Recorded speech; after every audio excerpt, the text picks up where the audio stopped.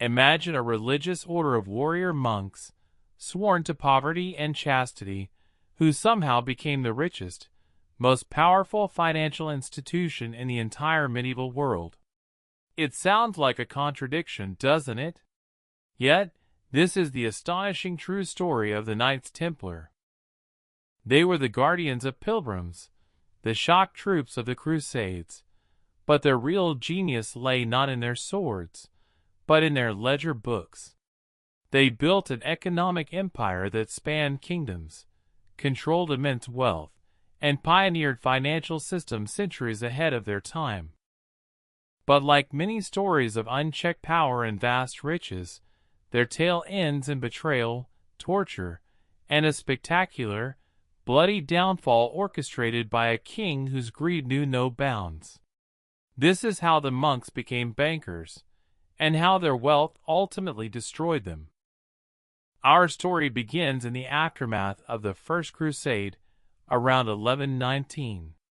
Jerusalem, the holiest city, was in Christian hands, but the roads leading to it were perilous, infested with bandits and hostile factions.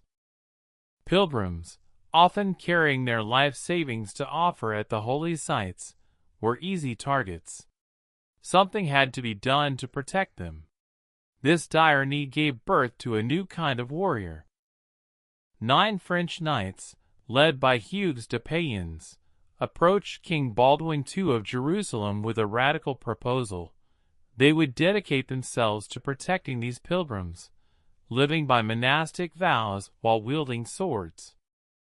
Initially, they were poor, relying on donations. Their headquarters were famously in a wing of the Al-Aqsa Mosque, believed to be built on the site of Solomon's temple, hence, the Knights of the Temple of Solomon, or Templars. Their reputation for ferocity and piety grew quickly. In 1129, the Council of Troyes officially recognized the order, thanks in large part to the endorsement of Bernard of Clairvaux, one of the most influential figures in Christendom. Bernard even wrote a treatise, De Laudi Novi Militi, in praise of the new knighthood, extolling their virtues as monks with swords. This papal endorsement granted them unprecedented privileges, including exemption from local laws and taxes. With their newfound status and growing donations from grateful pilgrims and devout nobles, the Templars began to accumulate wealth. But it wasn't just donations that made them rich. It was their innovative approach to finance.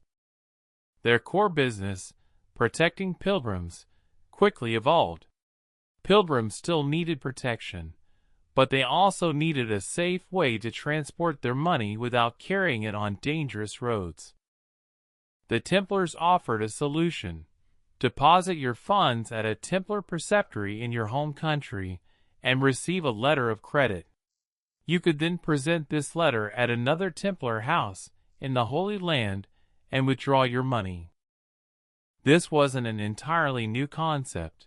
Similar systems existed in the Islamic world, but the Templars perfected it, creating the first truly international banking network in Europe. This is a common misconception. They didn't invent banking, but they globalized it. They effectively created a medieval traveler's check, making pilgrimage safer and more accessible. This service alone generated enormous fees and solidified their reputation as trustworthy custodians of wealth. Their operations quickly expanded beyond pilgrim services.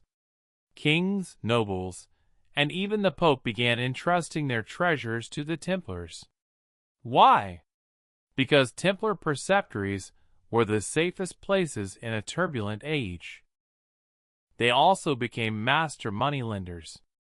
While usury, charging interest on loans, was forbidden by the Church, the Templars, with their papal exemptions, found ingenious ways around it, often by charging fees for currency exchange or holding collateral.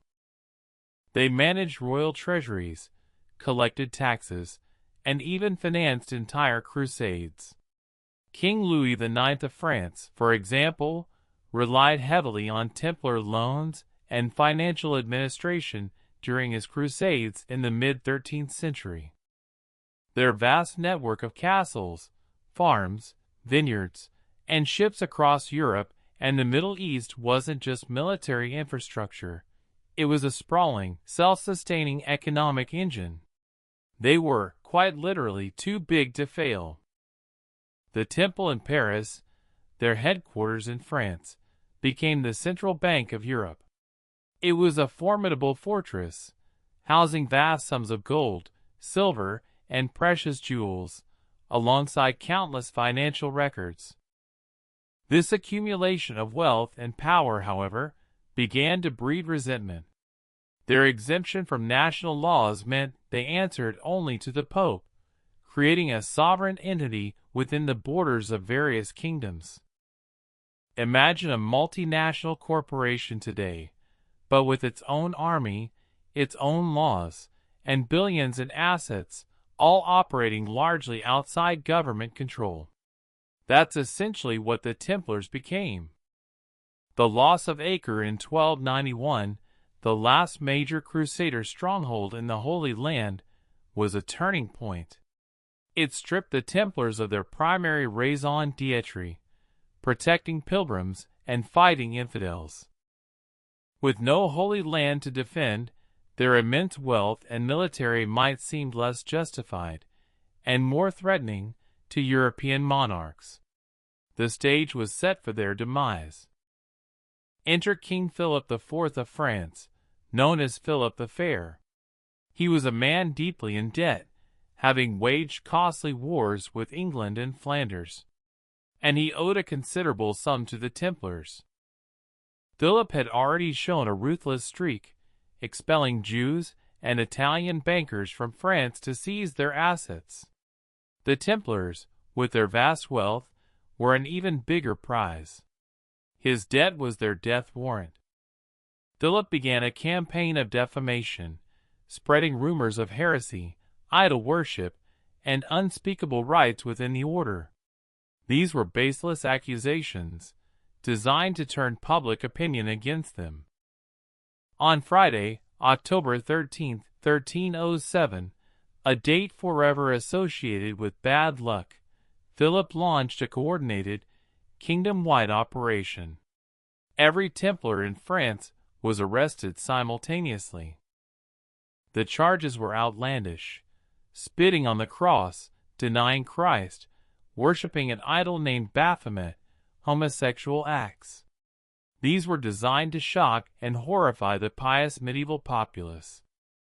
Under brutal torture, many Templars confessed to these fabricated crimes. The Grand Master, Jacques de Molay, initially confessed, then recanted, then confessed again under renewed torment. What we do not know for certain is the true nature of any secret Templar rites or beliefs. While accusations of heresy were largely politically motivated, some historians, like Malcolm Barber in the Trial of the Templars, suggest certain initiation rituals might have been misinterpreted or deliberately twisted. Philip then pressured Pope Clement V, a weak and compliant pontiff, to officially dissolve the order. Clement, unwilling to defy the powerful French king, eventually issued the papal bull Vox in Excelso in 1312.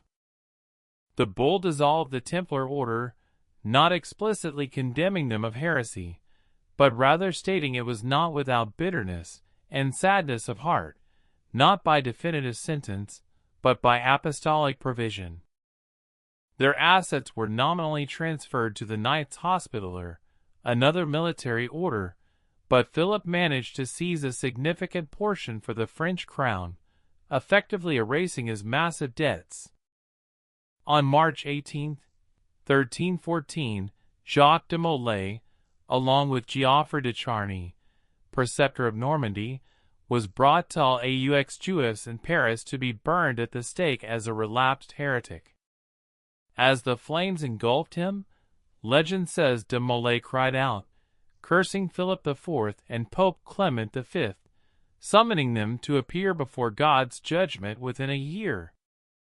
Eerily, both Philip and Clement died within months of de Molay's execution. Clement died in April 1314, and Philip followed in November of the same year, suffering a stroke while hunting. This dramatic turn of events fueled the legends of the Templars and their cursed treasure, captivating imaginations for centuries. The story of their wealth and its sudden disappearance became a fertile ground for myths. The Knights Templar were far more than just crusading warriors. They were financial pioneers, creating a sophisticated international banking system that facilitated trade, safeguarded wealth, and managed the finances of kings and popes. Their rise demonstrates how necessity, in this case, the need to fund and protect pilgrims, can drive incredible innovation, even from the most unexpected quarters. Their fall, however, serves as a stark reminder of the dangers of concentrated wealth and power, especially when it challenges the authority of desperate monarchs.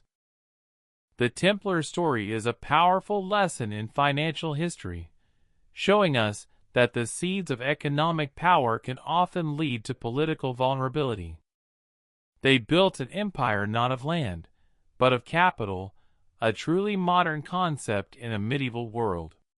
And their innovations, from letters of credit to centralized treasuries, laid foundational groundwork for our own financial systems. The legacy of the Templars endures, not just in conspiracy theories, but in the subtle ways their financial genius continues to echo through the centuries. Their story is a testament to how the pursuit of purpose, even a holy one, can transform into an engine of economic might, and how quickly that might can become a target. From humble beginnings protecting pilgrims to running the largest financial network in Europe, the Templars' journey is a captivating saga of ambition, innovation, and ultimately, a tragic demise. They were warrior monks who became bankers, and their story reminds us that in the grand theater of history, financial power can be as dangerous, if not more so, than military might. Their very existence challenged the established order, proving that even pious devotion could be harnessed to build an unprecedented economic machine. Yet, in the end, it was not an enemy army that brought them down, but the venomous grip of royal debt and the envy of bread. The Templars' fall is a chilling cautionary tale about the perils of being too rich, too powerful, and too independent in a world ruled by kings. Their story echoes through the ages, a silent warning about the relentless power of greed and how it can unravel even the most formidable empires. What lessons can we draw from the Templars about the delicate balance between financial innovation and political vulnerability? It's a question that still resonates today. If you're fascinated by the hidden forces of money and power that have shaped history, make sure to subscribe for more deep dives into financial empires and their dramatic falls.